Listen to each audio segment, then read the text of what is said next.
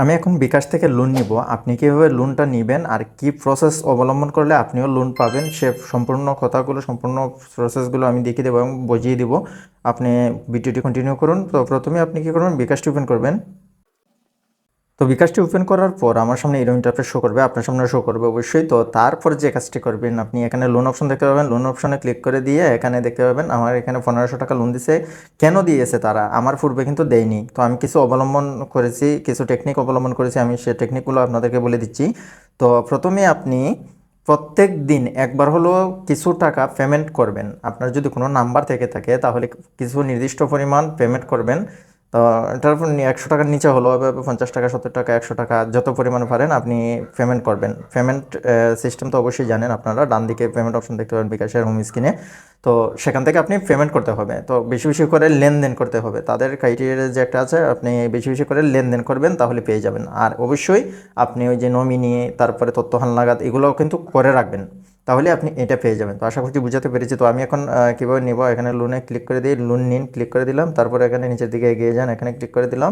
তারপর এখানে শর্ত দিয়েছে আপনাকে কত টাকা তাদেরকে দিতে হবে। 1500 টাকার মধ্যে এখানে কত টাকা যাবে এবং কত টাকা সার্চ ফি হবে। এখানে ব্যাংকের প্রসেসিং ফি 8 টাকা 62 পয়সা।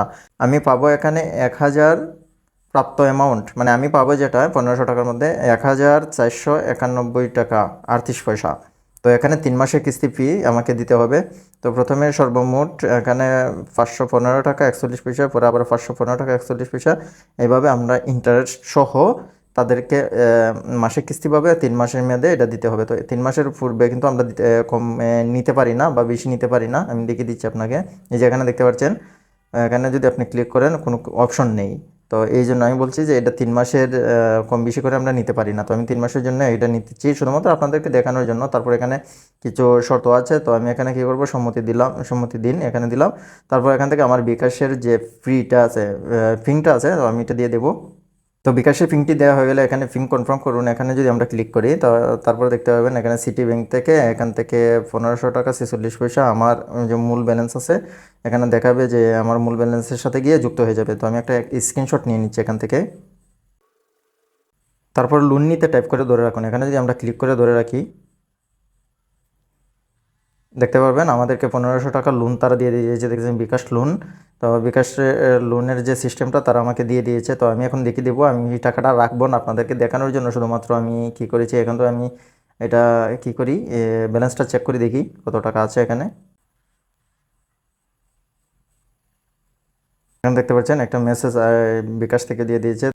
তো এখন যদি আমি ওই টাকাটা পরিশোধ করতে যাই 1500 টাকা, তাহলে আমি যদি এখানে লোনে ক্লিক করি তাহলে এখানে দেখতে পাবেন লোন লিমিট, লোন বিবরণী। তো আমি এই মেসেজটা সরিয়ে দিচ্ছি। তারপর এখান থেকে কিস্তি বাবদ 515 টাকা, এখানে লোন বিবরণী যদি ক্লিক করি, তারপর এখানে লোন পরিশোধ করুন দেখতে পারবেন। এখানে যদি আমরা ক্লিক করি সম্পূর্ণ পরিশোধ, যে আমি যে সম্পূর্ণ টাকা পরিশোধ করি, আংশিক পরিশোধ এখানে 10 টাকা 75 পয়সা আমাকে নিবে তারা। তো আমি এখন কি করব, এই টাকাটা আমি পরিশোধ করে দেবো। শুধুমাত্র আমি আপনাকে দেখানোর জন্য এই লোনটা আমি নিয়েছি। তো এখান থেকে আমি সম্পূর্ণ পরিশোধ করলাম। তারপর এখানে পরিশোধ করতে এগিয়ে যান, দেখি আমার কত টাকা তারা নেয়। এখান থেকে 1500 টাকা 75 পয়সা, মানে মোট ইন্টারেস্ট 75 পয়সা আমি যে টাকাটা নিয়েছি। আর ওইদিকে ব্যাংকের চার্জ ফি আমার 8 টাকা 26 পয়সার মতো তারা কেটে নিয়েছিল।